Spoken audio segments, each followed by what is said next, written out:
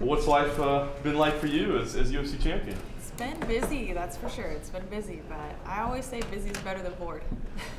They always say that, obviously you were a superstar anyway, you were out front, but when you become a champion, it does become that much busier, that much harder to train and stay with it. What have the challenges been like balancing everything?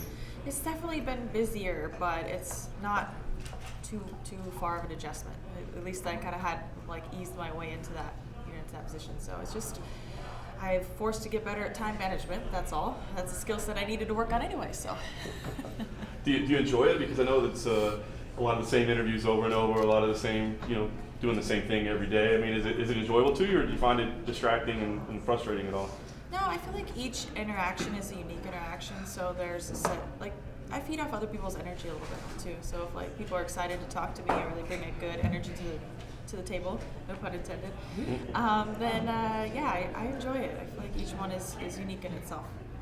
So how about this opportunity, fight on biggest card ever, maybe? What does it mean to you? Is it something a little special? Has it added anything to you? Yeah, it's such a great opportunity to deliver an excellent performance and really represent women's MMA. That's what I'm all about. I want to go out there, I want to defend my belt successfully, and I want to make a statement that women's MMA is awesome. Were you a little surprised when it was Amanda? I mean, I think that was probably she said that night, I want the title next. I think we all looked at each other and thought, well, that's not going to happen. And then it did happen. Were you a little surprised that she was the name that came to you? Not really. Considering Ronda wasn't ready, I felt like she was definitely up there. And, I think that there's a reason she's undefeated. There's a reason why 8 of her 9 wins are first round finishes. There's a reason why she's ranked number 4 in the world. And, I think she's a very viable contender. So. I think the book is that she's dangerous early and then try to get her late, which would seem to favor you. Obviously, you're very good in the late rounds. Is that the way you see it as well? Right. I know that's a tendency in the past of hers. It seems that she definitely hits a wall in fights. But I think it would be a really piss-poor game plan to count on someone just getting tired. Honestly. So I have to assume that she's making changes. She's making those proper adjustments. She's adding things that she needs to her camp to get her conditioning and cardio where it needs to be. I'm looking at her as a well-rounded fighter, and a fighter she is the first round. We're preparing like that's going to be for 5 rounds, and we'll be prepared either way. Were you disappointed at all that Ronda wasn't ready, or that maybe it wasn't a rematch? Or it seemed like this is a high-profile card, but maybe those would have been more high-profile matchups. Were you disappointed at all that maybe one of those two didn't happen? No, I'm not disappointed. There's still time, and I'd rather make sure it's the right time, and she's not ready now, so, she's not really a focal point for me even at this moment in time, so if we avoid the round of questions. Just throwing it out there, it's I'm not even focused on her at the moment. Amanda Nunes, I believe, is going to be a great challenge for me. I hope that I go out there and have the best win of my career, but I'm prepared for always a knockdown, drag-out, barn-burning fight. And I think Amanda's going to be a very good challenge. And I think this fight's going to show, more people why she deserved to be where she's at. I think a lot of people see her as kind of not really deserving of this, and I'm sure she's training really hard. I'm sure she really wants this, and you get a fiery Brazilian, woman in there that really wants to take that belt, and I don't think that's anything to scoff at, and I don't think it's anything to discredit or discount or undermine or overlook. I don't want to make that mistake. I've been seeing a lot of UFC belts changing hands recently, and I don't want that to happen to me. So I want to make sure that I'm prepared for the best Amanda Nunes that we've seen yet. I guess just one rounded question. I mean, would you be disappointed? Even though you said, I just wonder, because there's people speculating she might never fight again, where's her head at, and I just wonder, for you personally, would you be disappointed if you didn't ever get that fight, to get one more chance at it? Would you feel like you missed something? I would be disappointed if she doesn't come back if I don't get that opportunity, I definitely would be. There would be something like a void that didn't feel like it got to get filled. So I hope that is not the case, but if it is, life goes on, and there's still a lot of great things that I feel like I have yet to accomplish regardless. Can you talk about titles, switching, from one fighter to the other, especially in the division? It's happened a couple of times in the last 2 years. Do you think it's more about fighters taking advantage of mistakes, or just fighters getting overconfident? And I guess you're going to see that because this is going to be your first title defense, obviously. I think each situation is different. I think it isn't good to be, too confident. You want to be confident in yourself, but you always want to be prepared for the latter. And I think that's what I really like about my gym and where I train at Extreme Couture, is that we prepare for the worst case scenario always. We never prepare like, oh, this is gonna be a breeze, this is gonna be an easy fight. Like there's no easy fights. And I can't count the number of times that my coaches, like, I'll be in a great dominant position just killing my training partner, and they're like, oh, you're mounted now. I'm like, what? They put me in those bad positions so that they know that I'm prepared to work out of the worst, possible situation. So I think that, and I think also, it's also a testament to how much more competitive this sport is getting. Sometimes it's not necessarily a lack of preparation on the champion's part or whoever gets beat's part. It's just that on any given day, someone can come up, and take away the belt or whatever. So that's the same thing with Amanda and these girls in the division. It's getting deeper, it's getting more competitive, it's there's more pressure, and I think that's also a testament to just how competitive that on any given day someone can beat someone. Miesha, with where you are now, doing Conan, all these media obligations, you've been preparing for this for a long time. You've been working hard to be in this role for a long time. Does it make it easier because this is kind of what you expected and what you've wanted for a while? Yeah, I like it. I'm soaking it all in. I'm enjoying it. I'm really happy where I'm at, and I definitely don't plan on going anywhere anytime soon. So you guys aren't getting rid of me anytime soon. There was an article on TMZ last week. Holly Holmes' manager had said that she had been turning down some movie opportunities to focus on training and to focus on fighting. I know that you've had some opportunities as well that you've turned down. Has that been difficult to turn down some of those things, and why'd you do it? Well, yeah, there's definitely been things that you turn down, but the thing is you have to keep your eye on the task at hand and the prize at hand. Like, what do you really want? That's a question I have to ask myself. What do I really want? And to me, the most important thing is to defend my belt. That's not making movies, it's not anything else, and if those things can fall into place in a time when it makes sense, great. But in the middle of my training camp or anything that's going to affect that at all, it's like you just gotta tell them no. If those opportunities are there now, they'll surely be there after I defend the belt successfully again. That's the way I kind of look at it. So if I don't defend the belt, potentially I lose a lot of opportunities that could have been there, because I'm the champion. Would it be a lot to juggle? Because Ronda tried to do it and she ended up losing the belt. Is it a lot to juggle the outside stuff and the fighting stuff? Oh, it's definitely a lot to juggle, and there has to be a point where you say no. No, I can't do this. No, I can't do that. No, I can't do this. Maybe some people think that you're stuck up or arrogant or whatever, but I've found that for the most part, I feel like people really understand that. They're like, no, I get it. I understand you're busy. We'll talk after the fight. Don't worry about it. Like everyone's gonna try, but it's like, this is really nice because I can get everyone here in one spot and just knock it all out. But yeah, like turning down a lot of media requests, turning down some different various opportunities that just don't fit into the schedule, but that doesn't matter at the end of the day. I gotta defend the belt, that's it. Would you want to do movies and that kind of stuff in the future, though? Yeah. After all this is Yeah, over? absolutely. I surprised myself with the Fight Valley movie that I actually liked it. I actually liked acting. I was like, I didn't think I was going to be very good at it, to be honest. I don't even know if I really was. I'm not saying that I was, but I liked it. So that was also interesting to me. I kind of thought that I wouldn't really excel or be interested in something like that, but learn something new about yourself every day. So I liked it. It was fun. Oh, thanks. The Conan spot is your first go around on late night TV, isn't it? I think so, yeah. Actually, it is, yeah. But on Good Morning America, but that's morning times. Yeah. Yes, you're right. So what was your initial reaction when UFC people came to you and said, "Hey, you're going to be on Conan, and we need you to be the face for us in this late night show"? I'm just cool, yeah. I didn't even think about it to be nervous about it or anything until everyone was like, "Are you nervous? Are you ready?" I'm like, what do you mean? It's gonna be fun. So then I was like, should I be nervous? I'm like, no, I shouldn't be nervous. It's he's awesome. I was watching some of his, so I haven't had cable for a really long time. So I was catching up on some of his YouTube interviews and stuff like that the other day. And the guy's hilarious. I don't think you could have a bad interview with someone like him. So it'll be really fun. And I'm definitely excited for it. So a conscious decision to not have cable?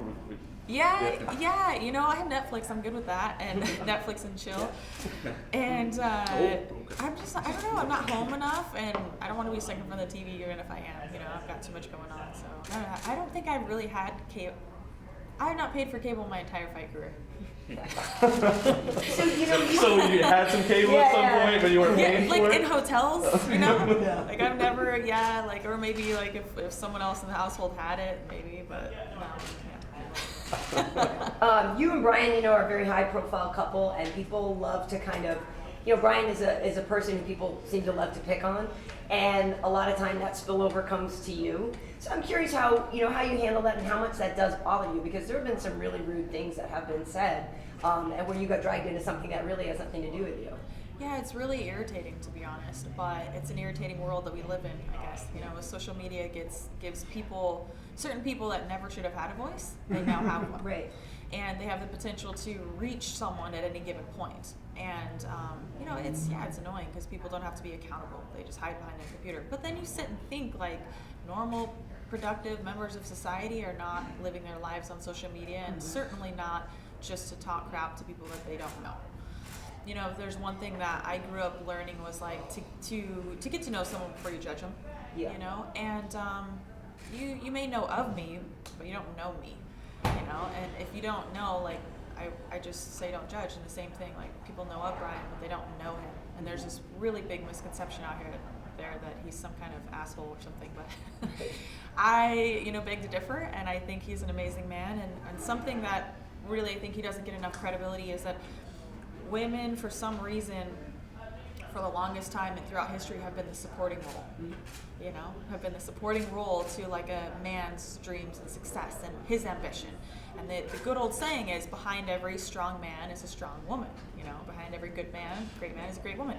Well, I think that it takes a really, really strong man to go against the grain and be willing to support his wife or girlfriend or whatever it may be in her dreams and her ambitions, and to really support her in that venture, because I think some men are just not strong enough to do that.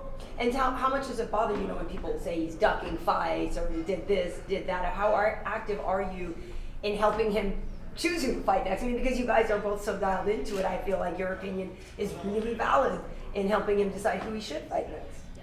That's actually one part of it that I really kind of stay out of. I don't tell him who he should fight, when he should fight. I'm always there to support whatever decision it is that he makes. And then I think that's my job, to just be supportive of whatever he decides to do. And he's an incredible technician. He breaks down fighters much better than I do. That's why I think I've been so successful too, is because he's really able to take my opponents, break them down, find weaknesses, and then coach me on how to beat them. So I let him do all the analyzing with his career and with mine. So he gets double duty. Then what's Amanda's weakness then, besides maybe questionable endurance that people think she has? I think wrestling is a big weakness of hers. I know she has a little bit of judo, but she has never faced anyone like me. And I also think that her mentality, her mental, I think that's a big weakness, honestly. Yeah, well, because you certainly present yourself in a way that people like to say you never really see Miesha break in a fight. I mean, literally your arm can be bent, who knows where. Yeah. And do you think that was established just because, like, in the early days, there weren't other girls wrestling when you went in there to wrestle? I mean, did you feel like you had that all the way from the beginning, or was there a point in your career where you became unbreakable? Yeah, I think I didn't realize that I had it. I think that with time, I kind of began to understand that about myself, and I had this hidden strength that I would have never maybe harnessed if I hadn't really pushed the edge of the envelope and pushed myself beyond my comfort zone, beyond the breaking point. Can't tell you how many times I've been in practice and going against the guys, and I'm looking at the clock, and I'm like, oh my God, we're not even halfway through. Like, I'm not gonna make it. Like, guys, I'm not gonna make it. And and then it's just like, okay, just one more round, and pretty soon practice is over, and that rewarding feeling of like, I never gave up. I never, even though I had that moment in practice where I was like, I don't think I'm gonna make it, I still kept going, and that just kind of reassured myself that I can get through anything. Do you find that that's something that you get asked about a lot, because at this point, whether you liked it or not, you're a role model for young girls, and I feel like you probably get a lot of questions from them. Is there one recurring theme that you hear from girls that are trying to become fighters? Yeah, a lot of girls want to know, like, how to do it, what to do. They look for guidance, you know, and I see passion, but they're like, what do I, you know, what's the proper way? How do I get to where you are? What did you do? And you know, I always just try to give them the best advice to really find a good place to train, find people who are going to support you and look out for you, that aren't going to feed you to the wolves, they're not going to, you know, throw you in fights you're not ready for, and train seriously and train like-mindedly as your male training partners. Don't segregate yourself. You know, don't go in there and think like, well, I'm a girl, or any other excuse. Like, just don't go in there with excuses. Like, go in there like you're just an equal, and you know, you'll find that the men will quickly adapt to your mindset as well. You know, I think a lot of times guys get criticized like, oh, you know, they didn't want me there, they did this, that. Like, maybe at first, but once you prove yourself, actually, I think they become like brothers. Like, they become like your biggest supporters, and it's not such an uphill battle as maybe someone would think once you establish your strong character. Yeah. It's they just kind of welcome you into the family, which is nice. Miesha, the podcast you do, there's almost no MMA on there. It's almost like a total non-MMA podcast. Was that a concerted effort? Is that what you wanted to do? And why was that? Yeah, so I appreciate you bringing that up, by the way. The podcast has been just an entirely passionate venture. I'm not making money off of it. I don't try to sell things on there. But it's just fun for me, and I feel like it gives maybe the fans a deeper look into who I am, more than just the fighter. It gives, you know, it's the Miesha Tate show, so talk about whatever interests me and talk to really cool people and have a lot of interesting conversations, and I just try to give people more insight, like I said, as to who I am, what I'm about, what interests me, and I tell a lot of backstories there, my childhood and things like that. So I figure it's not only fun for me because I get to talk to really cool people and develop relationships that otherwise wouldn't really make sense. You know, sometimes you meet someone in passing, you meet someone on a plane, like I met Pedro, what's his last name? Come on, I always forget names. He was on Orange is the New Black. He was the one with the mustache. Oh, yeah, you know what I'm talking about? Yeah. Porn stash? Yeah. He's been in a lot of things, actually. Yeah, well, anyways, so I sat next to him on a flight, and, you know, we talked all the way from, like, Las Vegas to New York. Now, he's someone like that you see in passing, and you probably, maybe if you ever see him again, you'd be lucky. But it would be like with the podcast, like, hey, will you come on the podcast? You know, it's a great opportunity to really connect with cool people and get to know them and develop relationships, and it's just fun. Like, I absolutely love it. It's an entirely passionate, driven venture for me. Is this like a post-career type thing that you might want to do, talk shows, like that kind of thing? Yeah, absolutely. I hope it would open, you know, any kind of doors that would continue me on that kind of venture, because I really like talking to interesting and cool people. So hopefully. Miesha, you've been through this before in some sense. You've won a major title before, but then obviously the defense is something new to you. How have you grown since the previous Strikeforce opportunity to defend, and then, you know, how do you change and adapt your training camp as the stakes sort of rise? I feel like I train at one of the best gyms in the world at Extreme Couture, and I feel like it's one of the most underrated gyms, and I think it has the most underrated coaches there. The coaches there don't get a lot of limelight, and that's not by accident. It's because of the characters of the coaches are so selfless there that they don't care about recognition. They don't care about themselves. They only care about what they can do to make the fighter better. And you know, I can say that wholeheartedly about Robert Paulus and Jimmy Gifford, my striking coach and my MMA coach. They're phenomenal. They're amazing. They're a huge part of what got me here. We're on a 5-fight win streak, and the progression from Strikeforce to the UFC, you know, it's all been a learning experience. Obviously, you know, Bryant had I can't even count. Could not even begin to list how instrumental he's been in my career. That goes without saying. But when I made the transition to Extreme Couture, it just helped all those other pieces. Because Brian was trying to wear so many hats. He's a fighter. He's a coach. He's the team captain. He's helping manage my career. He's managing his career. It's like it was just too much. So when we brought the other coaches in, it helped kind of like be the buffer between the boat and the dock. You know, and they just helped everything transition so smoothly. And they're all very important pieces to the training camp. You actually manage some fighters now, is that correct? Yeah, I do, sort of. You know, it's loosely. I don't like ask for money or anything, but I just give them guidance. You know, I manage my best friend Nick DeLee Rivera Kolonak, my other best friend Cindy Dandois, who fights for Invicta, and I help also with Gustavo Lopez, who's one of my training partners. Brian and I can help him. How does sort of taking on that role change your perception of the fight game in general? was only Is there a convenient. boat document? Yeah, it goes down Sunset. I can't say that it's changed my perception of the game because it's not anything really new. You know, like they're growing fighters, are evolving, they're trying to get to where. So it just, you know, reminds me like where I was at one point. So I just do anything that I can to help them to achieve their goals and dreams, as people did for me when I was coming up and I didn't have much. You know, I didn't have a name, I didn't have money, definitely didn't have money. And, you know, people went out of their way. It's a very kind community, honestly. Like, when you talk about the fighters and the coaches, it's very close-knit and very helpful. A lot of people are willing to do things just out of the goodness of their heart. So that's another thing that I love about me. Miesha, when you fought Ronda, when you fought Hollywood, you were the underdog. Now that you're the champion, has there been like a change in the mentality that you have had facing this fight? Yeah, I mean, there's just something different about me. It's not necessarily my mentality of, you know, how I fight or anything, but there's just a sense of like primal possession over that belt. Like, it's just like I feel so much more fierce about it because I really have something to protect now. And you know, I think that's going to add a sense of ferocity in my fights that we haven't seen before. This will be the first time that I protect the belt.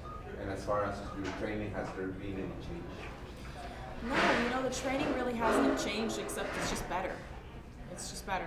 I've never felt so great. This is by far the best camp, and you think it gets just as good as it's ever going to get, and then, you know, I just, it blows my mind that I continue to evolve as quickly as I do, learn as much as I do, and continue to get better every single fight camp. You know, that's just a testament of how much I really want this and how much I really love the sport, that I'm always looking for the next best innovative way to be better.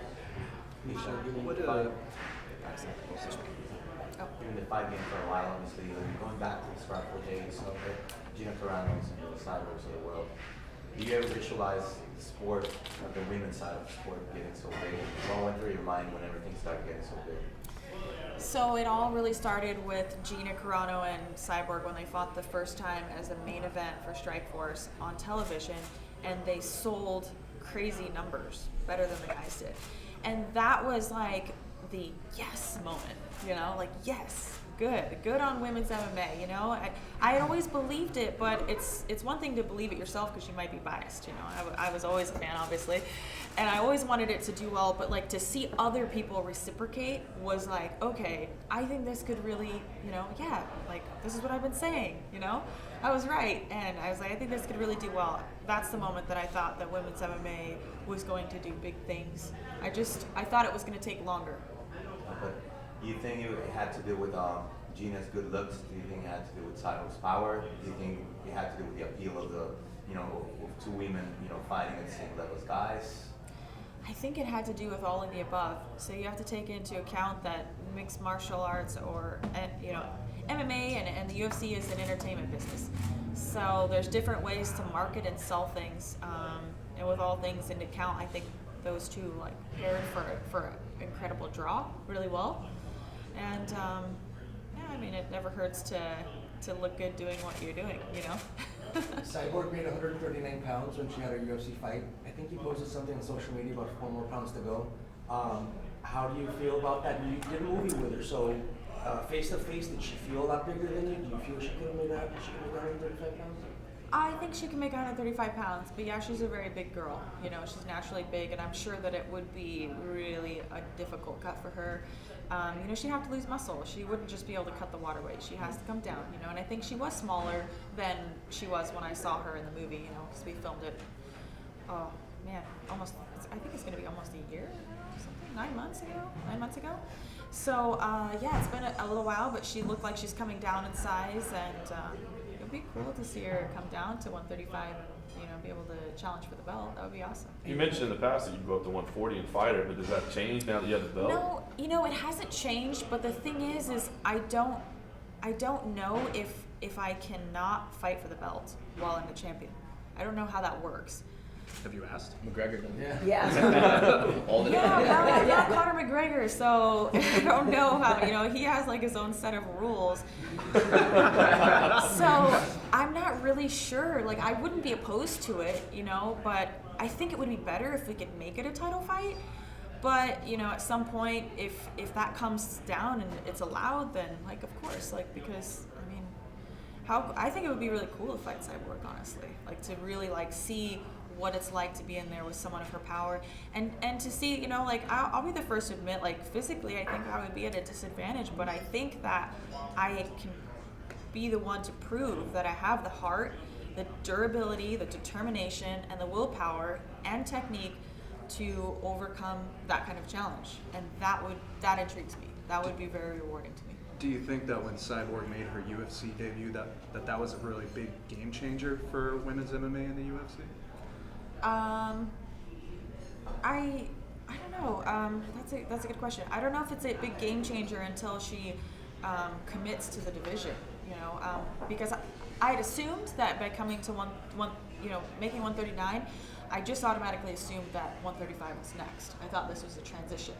But I'm still a little bit confused by, like, why she's going back, to Invicta at 145. Like, is she coming to the UFC? Is she not? Like, is she staying at 145? Is she coming to 135?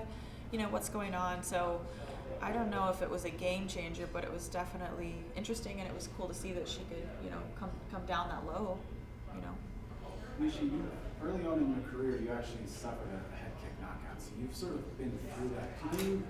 It was a long time ago. Can you maybe share with us sort of the mentality of coming back from something that's rather devastating?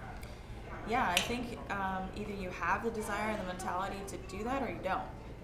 And I think for me, I know it was a long time ago, and I know it wasn't, as big of a platform as we're all fighting on now, but it was just as devastating to me because it was as big as it got, and it was as important as anything could ever be to someone. So, I had my my pro debut against Jan Finney, and what's crazy, and this is for Bodog, what's crazy is we fought 4 rounds. We were only supposed to fight 3, but there was no athletic commission again or anything like that. We were only supposed to fight 3. At the end of the 3 rounds, her and I are exhausted. I had a hellacious weight cut because I really wasn't very good at cutting weight back then, and I was heavier. I didn't know what I was doing. And at the end of 3 rounds, like, we're already, like, chatting, like, her and I are already, like, complimenting each other, like, oh man, you got me with a great leg kick, and I'm telling her this, and she's like, oh, you remind me of Janelle Marquez, and, like, a wrestler, this and that, and then, like, they come back to us like, well, we can't really decide on a winner, so we're gonna have you guys go a 4th round. We're like, okay, like, I just told her everything she did great, like. And so we went a 4th round, and they were gonna try to make us go a 5th round, and, like, I was like, her and I were just so tired. We were like, we can't go a 5th round, and so they had the referee decide who won instead of the judges. Yeah, because he had the best seat in the house. So he raised my hand, which I was very excited about, until I realized, like, 25 minutes later, I was fighting Caitlin Young, who had, like, an 18-second fight against a girl that I, like, never fought before, and she was really fresh. And I got my head kicked off. But needless to say, coming back from that was a learning experience again. Not a fan of tournaments, and it was just one of those things. Like, it broke my heart, honestly, it really did. It broke my heart, but I felt like I could learn from it and I could get better, and that's what I decided to do. Miesha, before the fight with Holly, you guys were very cordial with each other. You even made a joke at the press conference that Connor and Nate were going at it, and you and Holly were, doing secret handshakes. There's been some negativity from her team since that happened. Do you have a different opinion now of her and that whole situation? Not of Holly, no. I can't say enough nice things about Holly. She's always been incredibly nice to me. I think she represents herself very well, and I think she's a phenomenal fighter, and I really think she's going to come back stronger, and I believe we will see each other down the road. But, her representation, I can see how they rub the UFC the wrong way. They kind of rubbed me the wrong way too, and I was told that they, wanted her to fight me because they thought that it was going to be a tune-up fight, and I just think that's never, like, a good idea to take anyone lightly in this sport. So I found that kind of offensive. I don't think that Holly did. I think Holly, trained, and I think she really thought she was going to beat me, but I think she thought it was going to be, you know, a tough fight. I think she prepared, but I think that her representation, it seemed to me that they were a bit arrogant about the fight. Is that something you knew before the fight or after the fight? It was after the fight. Yeah, I talked to them, and not to them, but I just heard from a very reliable source that they were like, oh, we really want this fight. It's gonna be a tune-up fight for Holly. Don't worry, like she'll just walk through Miesha and we'll have the fight with Holly later. So I'm like, well. How do you think she'll do against Shevchenko? I think that Holly will win that fight. I think it's a good style matchup for her. I think that she moves too much. She's got such great lateral movement, and Shevchenko, even though she's a great striker, she seems to be more stationary. So I think she'll be more of a stationary target. Not as long as Holly, not as good a movement. I think Holly will be in and out, cutting angles. And I know I can attest to how hard it is to like catch Holly or to even to hit her. You know, she's pretty good at what she does. Very good at range control. I asked you this before. I think we were talking about Joanna and Claudia on The Ultimate Fighter, and how, you know, a lot of people are saying that Joanna now is the bad guy, and she's been positioned that way. What do you make of that? Are you bringing back any memories of how you were on that show? And I don't know if you have any sort of, not advice for Joanna, but yeah, I mean, people are really all of a sudden calling her a bully and all of this stuff when we all know that show is up to the editors in many ways. Right. Yeah, there's only so much that can be taken from any kind of reality show, and I haven't seen that part of yet. Lack of cable. Yeah, there you go. But I mean, she's been nice whenever I've run into her, but I'm much closer to Claudia, but I'm not saying anything bad by any means about Joanna. I haven't seen the episode, so I can't really attest to that. She's been nice to me, but Claudia has always been like just an incredibly warm person, very sweet, very Brazilian. She's passionate. She walks around with her heart on her sleeve, and I enjoyed. I got to come in as a special guest. Yeah. Do you think that Claudia won the first fight? It was very close. I don't mean to put you on the spot if you don't remember I don't exactly. remember. I don't remember in depth enough, but I remember it was like a phenomenal fight. Really looking forward to that fight. And I think it's great that there's a rivalry in that division right now. I think that the division kind of needs a little bit of spicing up. Well, plus that'll be going down the night before you. So in a way, I feel like that's probably going to be something you're going to have your eyes dialed into. Right. And like that's got to be a little bit inspiring to watch those two throw down because they are so. Oh yeah, they're amazing. They're two of the best in the 115-pound division. That's why you're the champion and the contender. And after a whole season, we're gonna see how each one of them deals with that pressure and that long lead up. It's such a long, drawn out lead up to a fight. It's not normal, and to have to see your opponent on a daily basis, especially when you don't get along with them, it has its ways of being tiring. So it'll be interesting to see who comes out, mentally and emotionally fresher for the fight. And I mentioned the other day, kind of a dream scenario. What if you and Joanna fought at 125? That'd be cool. It's like, yeah, because yeah. What the heck? Why is there there's catch weight fights happening? Yeah. What happened with that? Why is there 125? Well, the backstory on that one was that JoJo knew she wasn't going to be able to make 115, and that she had asked to fight at a catch weight, and it depended on if the opponent would accept the catch weight, and Valerie accepted it. So, according to, from what I understand from Sean, there won't necessarily be a whole division yet, but that was a special case for that fight. Okay, yeah, so I didn't even know that backstory, but it was interesting. I thought it was a great fight, and it intrigues me if there was a 125-pound division. It definitely intrigues me. I'm not making any promises, but it does intrigue me. You can make 125, right? You said that. Yeah. I mean, I think I woke up the other day at 145, 46. Stay right around, hover around there. Would it be something you'd want to do? If you could do it, would you prefer to fight at 125 or? It interested me a lot at first, but now that I'm the champ at 135, I kind of want to really make my statement there a little bit. And if the opportunity was more appealing at 125, then if that opened, then yeah, it could definitely be. But it's hard to see that right now without it actually being there, like what girls would go down, what girls would go up. Well, because we were talking that there would be enough small 135ers you would think Yeah. could come down, and enough girls who have a hard time making 115. But That would go up. But according, to Sean and stuff, that they're still they still have to try to find enough More. girls to flesh everything out, and they just couldn't do it. Well, and it would thin out to Exactly. other divisions that Right. are, just full enough. So, Yeah. I don't know. I think it's off limits. So, Yeah. Miesha, being the champ now, do you feel like you have an obligation to be this kind of ambassador or spokesperson for women's MMA? And if so, like, what kind of responsibilities do you think you have in that kind of position? I think that it's kind of the way of it, I suppose. I'm kind of representing women's MMA as a champion right now, which it's exciting for me because it's something that I've been so passionate about for such a long time, and I'm a big supporter of other women in this. We need other strong women in this division. It's not just all about me. I need other strong contenders, and I want the 115-pound division to flourish, and that's been a big goal of mine. That's why I wanted to start a women's team at Extreme Couture.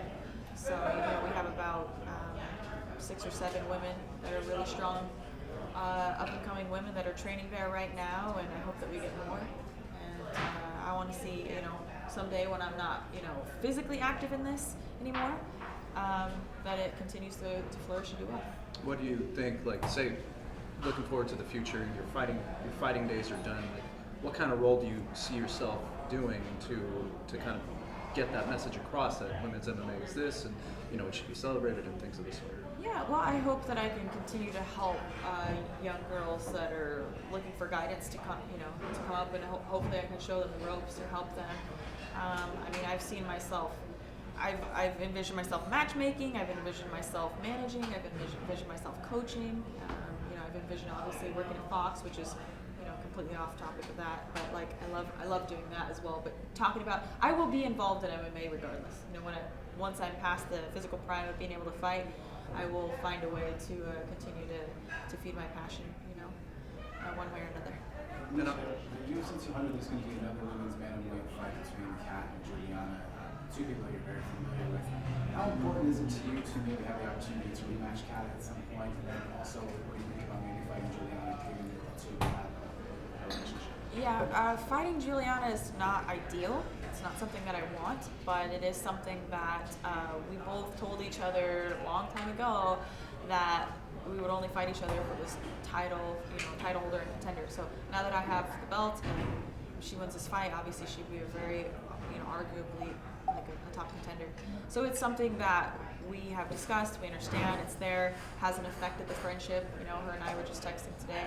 And, it's not ideal, but I would never hold back that opportunity from her and vice versa. We always said that, like, hey, let's avoid it at all costs. But if you're the champ and not, the challenger, vice versa, like that's kind of, the dream is bigger than, I hate to say like bigger than the friendship, but that, the opportunity presents itself. You got to kind of do that as a friend, I feel like. So, and as far as Kat goes, it's the same thing. Yeah, of course. I want to fight Kat again. I want to avenge that loss, and I definitely think that's very doable. We'll see what happens on that fight and who comes out on top. Still got to keep my focus on Amanda for the moment. Kat took a few shots at you recently. I don't know if you saw that, about how because she beat you and Nunes, so she was like, well, why am I not getting the title shot at UFC 200? Yeah. Oh, I think she's not getting the title shot because she's been on such a long layoff. That's it. You can't. Well, it depends who you are, but like, there are some rule benders in this sport. But there's, usually not on a. She was on a really long layoff, came back, fought Ronda, lost.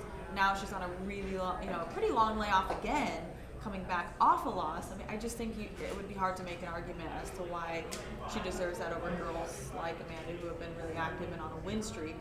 But just not taking anything away from Kat. She just has a little bit of work to do. Get back in there and shake off some rust. And if she wins this fight, then that will say something. But I got a lot of faith in my girl Juliana too. She's an amazing fighter. So by saying that, I guess you mentioned wrestling earlier was the weakness for Amanda Nunes. The past few fights, you've stayed standing up for the most part. The last fight, you had somebody with these long kicks, this length trying to keep you away in a lateral movement. Do you feel like you finally got someone who's going to come and brawl and walk into what your strength is, wrestling, and and maybe we see a fight where you're taking it to the ground a lot more than you've been able to past few fights?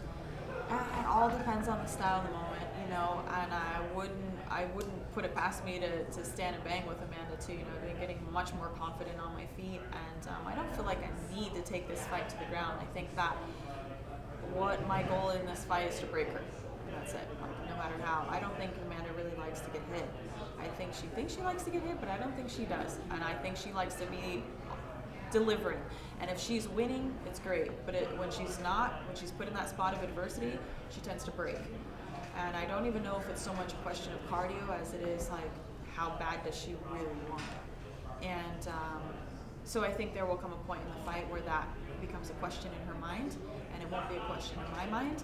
And wherever we are, whether we're on the feet or on the ground, like, I'm just going to take it to her. So, yeah, I'm very excited for this fight. So, based on your previous comments, does that mean you kind of disagree with the fact that Ronda has essentially a standing title shot for whenever she comes back? Well, Ronda accomplished a lot in the sport before she was kind of knocked down, so I think she has a much stronger case, you know, and I don't think that I would not argue that she's not deserving. So, you know, that's different. Yeah, it's a little bit different. Last question, anybody? Miesha, obviously with being the champion, the fight promotion responsibility is kind of taking an uptick, but how's your personal life kind of changed, you know, outside of the octagon, outside of the cage? Are you experiencing different things? Is things are a little harder to handle, easier to handle? What's that like? What do you mean exactly? Like, just your personal life. Well, I mean, not to get too personal, but like outside of the cage, you know, you have your day-to-day routine, you know, your friends that you speak to, and, you know, family that you speak to. Have you seen an uptick in people calling you and saying, hey, you know, what you been up to lately, and things like that? Yeah, a little bit, definitely. I think anytime you get more mass notoriety, people start to come out of the woodwork a little bit. And it's not to say that anyone that's come out of the woodwork is, you know, bad or malicious. You know, maybe it's just kind of more insight in mind. But you know, I just remember that I keep my friends and family that were there and close before still close. So they're still the same people, and they don't treat me any different or talk to me any differently. So it's just really the same. And anybody else, you know, it's like, you know, thank you, I appreciate the support, you know. But I've got my core group of people that have been there the entire time, and I'll always be thankful for that. Thanks, guys. We're going to take a break and eat some food. Alrighty.